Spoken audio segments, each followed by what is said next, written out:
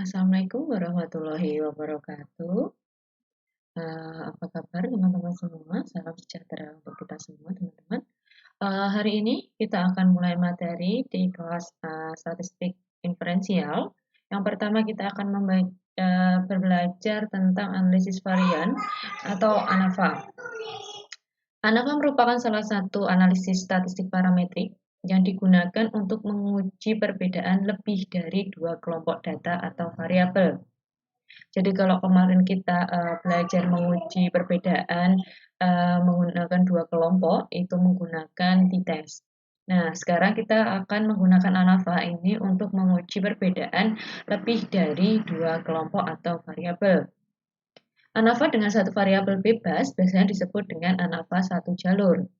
Sedangkan ANAVA dengan dua variabel bebas biasanya disebut dengan ANAVA ganda atau ANAVA faktorial. ANAVA berkaitan dengan angka-angka variasi yang disebut dengan varian atau dalam statistika deskriptif dikenal dengan bentuk kuadrat standar deviasi.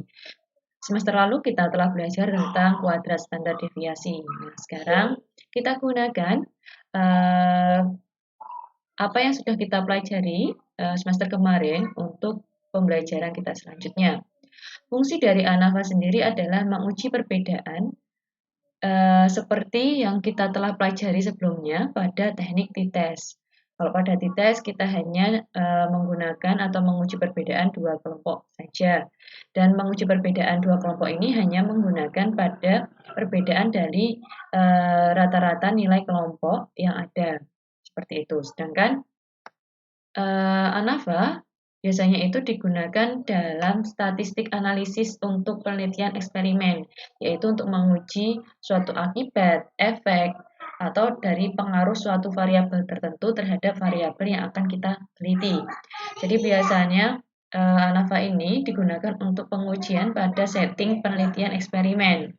Apakah variabel A berefek kepada variabel B? Nah, seperti itu tidak lagi kita bisa gunakan t-test, tapi yang bisa kita gunakan adalah ANAVA. Pada ANAVA ini nanti besaran atau koefisien perubahan variabel itu nanti disimbolkan oleh rasio F atau koefisien F. Interpretasi hasil ANAVA menggunakan tabel nilai F sebagai nilai kriteria. Kalau kemarin kita sudah mengenal ada yang namanya tabel kurva normal, kemudian tabel R. Nah, ini nanti kita akan belajar hal yang baru yaitu tentang tabel F. Kriteria tabel F ini nanti juga sebagai patokan apakah harga F empirik itu lebih besar daripada F teoretik atau FO, maka diinterpretasikan nilai perubahan atau pengaruh pada suatu variabel itu diinterpretasikan signifikan. Apabila nilai F empirik ini lebih kecil dari F teoretik atau F tabel, F teoretik ini F tabel ya teman-teman, maka akan diinterpretasikan bahwa tidak signifikan. Jadi nanti kita akan membandingkan nilai F teoretik, F empirik dengan F tabel atau F teoretik. ANAVA ini sebagai salah satu teknik analisis parametrik. Dalam parametrik biasanya dia harus memenuhi beberapa prasyarat terlebih dahulu sebelum melakukan analisis lanjutan atau uji ANAVA ini sendiri. Salah satunya yang harus dipenuhi atau prasyarat yang harus dipenuhi sebelum kita melakukan analisis ANAVA adalah tentang asumsi normalitas, yaitu apakah data sampel kita itu berdistribusi normal atau tidak. Jadi sampel dari populasi yang kita ambil itu berdistribusi normal atau tidak. Nah, asumsi ini harus terpenuhi agar kita bisa melakukan analisis varian. Kemudian asumsi selanjutnya adalah homogenitas, yaitu apakah kelompok-kelompok sampel kita yang kita ambil dari lapangan itu berasal dari populasi yang sama atau berasal dari populasi yang setara, seperti itu. Kemudian jenis data yang bisa diolah menggunakan analisis ANAVA itu harus jenis data yang berskala interval ataupun rasio. Jadi hanya 2 jenis skala ini yang bisa diolah menggunakan analisis ANAVA. Kemudian prasyarat selanjutnya adalah sampel penelitian harus diambil secara random. Jadi kalau untuk teman-teman yang sudah pernah mengambil mata kuliah analisis data, hal ini akan sangat bisa terlihat dari jenis-jenis data yang digunakan ketika akan melakukan sebuah analisis atau metode analisis. Kalau bagi teman-teman yang sekarang masih semester 2, yang baru masuk di mata kuliah statistika inferensial, asumsi-asumsi ini tidak akan kita gunakan dulu dalam perhitungan statistika. Tetapi asumsi-asumsi ini akan kita gunakan ketika kita sudah menggunakan software analisis seperti SPSS, kemudian JASP, kemudian bisa juga menggunakan Jamovi. Seperti itu. Jadi ini teorinya tentang ANAVA. Kemudian kita akan mulai masuk kepada latihan soal. Ini adalah sebuah contoh yang kita akan pelajari. Pertama adalah ANAVA satu jalur. ANAVA satu jalur ini akan menguji 3 kelompok. Nah, ini berikut ada contoh data untuk melihat pengaruh jenis hadiah terhadap prestasi belajar matematika siswa sekolah dasar. Jenis hadiah yang pertama, pada kelompok pertama itu ada coklat, kemudian alat tulis, dan ada uang. Teman-teman bisa lihat tabel datanya. Nah, ini ada 3 kelompok. Satu kelompok ada 5 orang ini, ada yang dapat coklat, kemudian hadiahnya ada yang dapat coklat, kemudian ada yang dapat alat tulis, kemudian ada yang dapat uang. Nah, ini adalah nilai-nilai prestasi belajar matematikanya. Nah, dari 3 kelompok ini apakah ada perbedaan dari ketiganya? Maka kita akan lakukan perhitungan menggunakan ANAVA satu jalur. Yang pertama, teman-teman harus mencari kuadrat antar kelompok. Rumusnya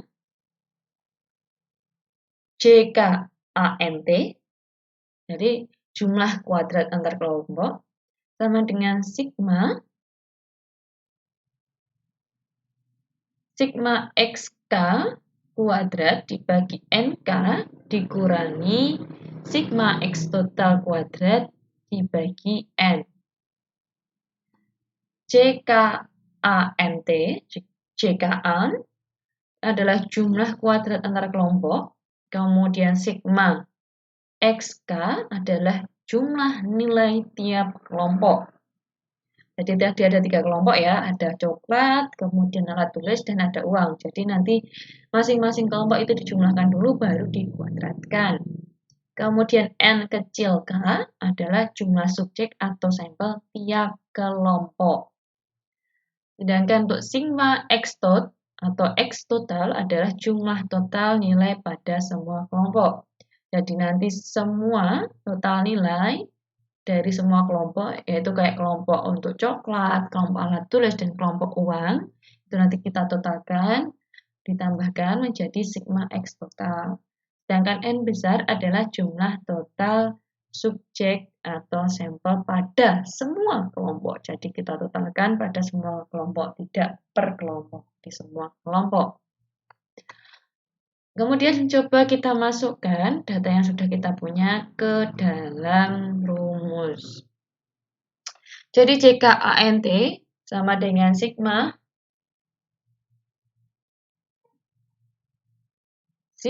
XK kuadrat per N kecil K dikurangi sigma X total kuadrat dibagi N besar.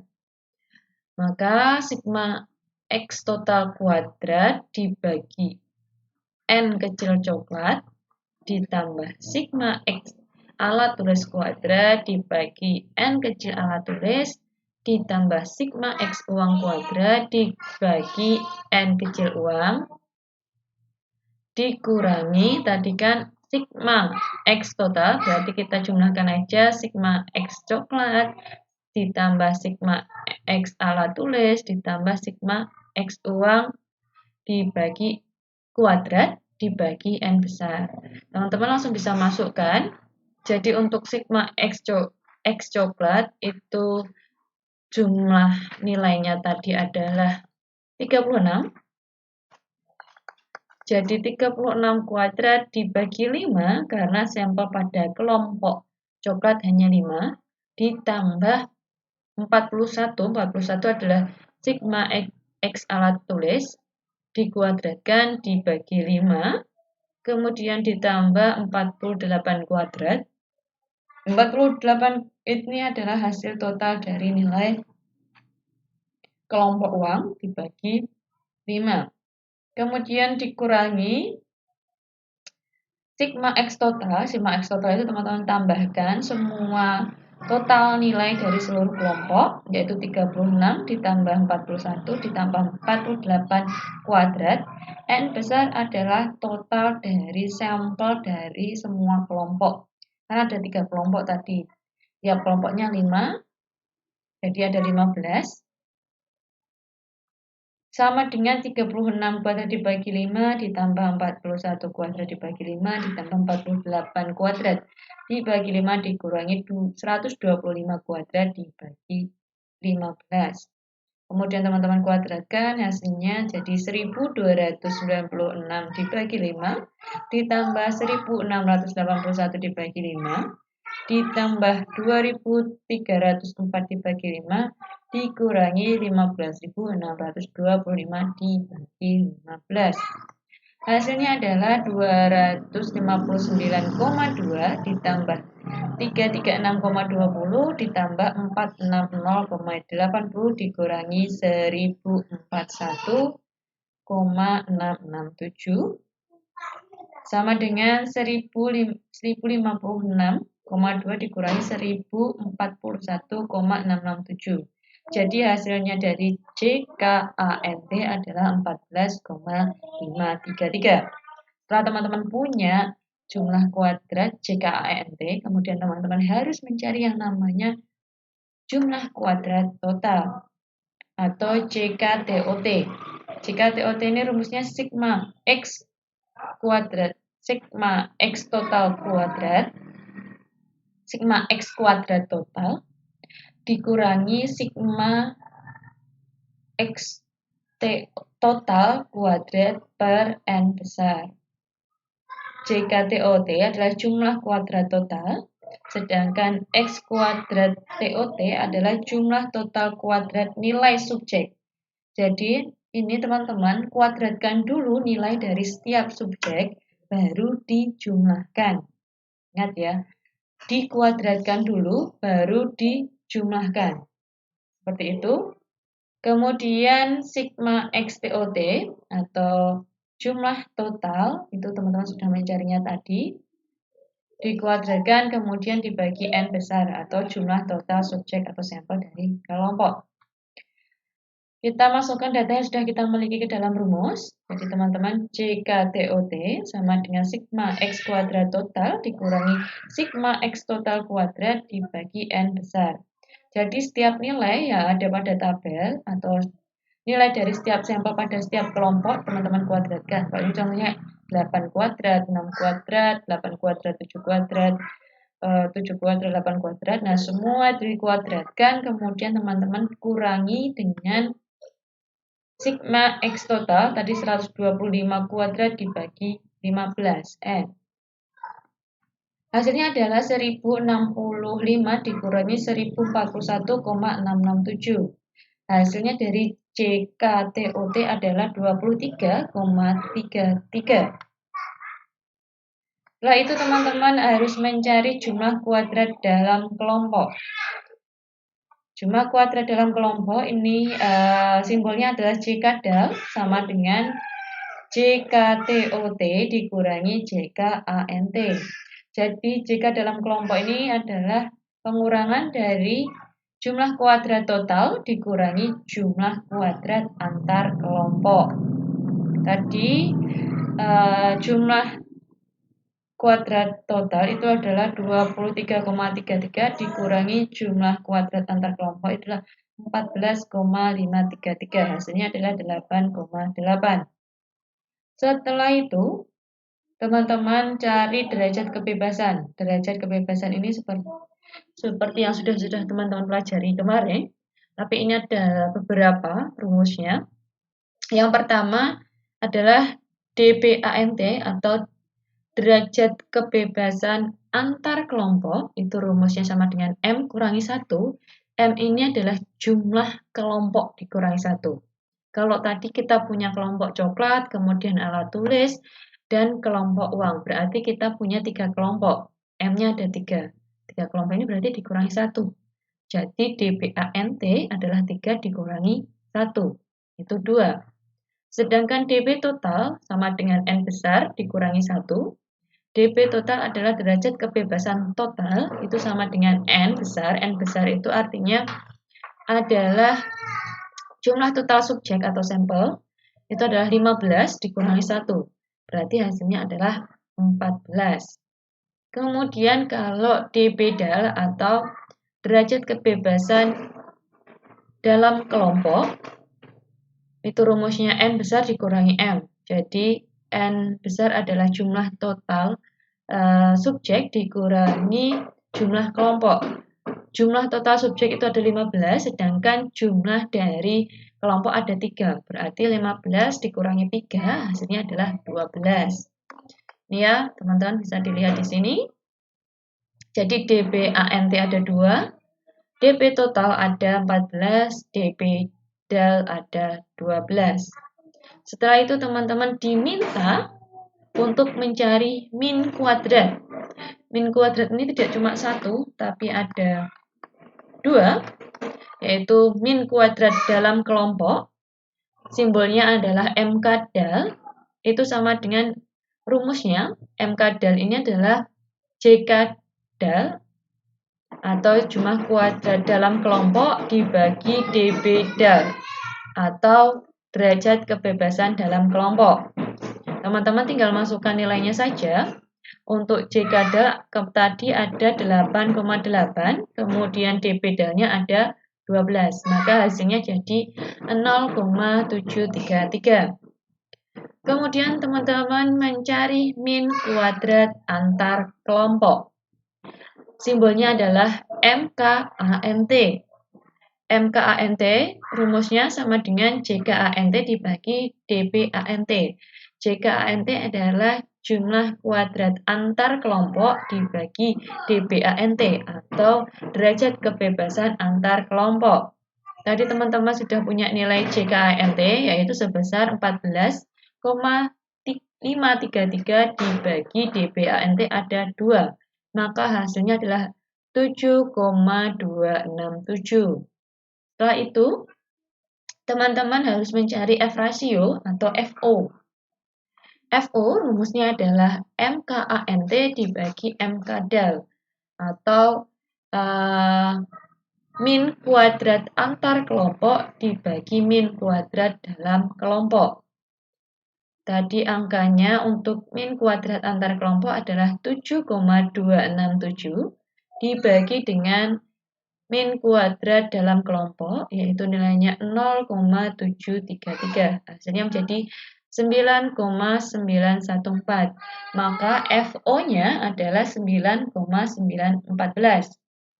Nah, kita akan masuk ke pengambilan kesimpulan. Teman-teman bisa dilihat pengambilan kesimpulannya, prinsipnya hampir sama pada t-test maupun pada korelasi.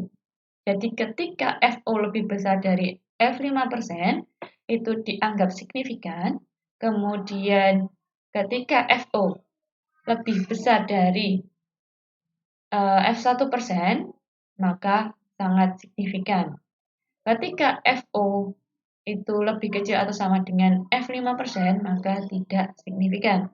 Jadi F5% maupun F1% ini teman-teman bisa lihat di F-tabelnya. Nanti akan saya lampirkan dalam e-learning F-tabel F1% dan F5%.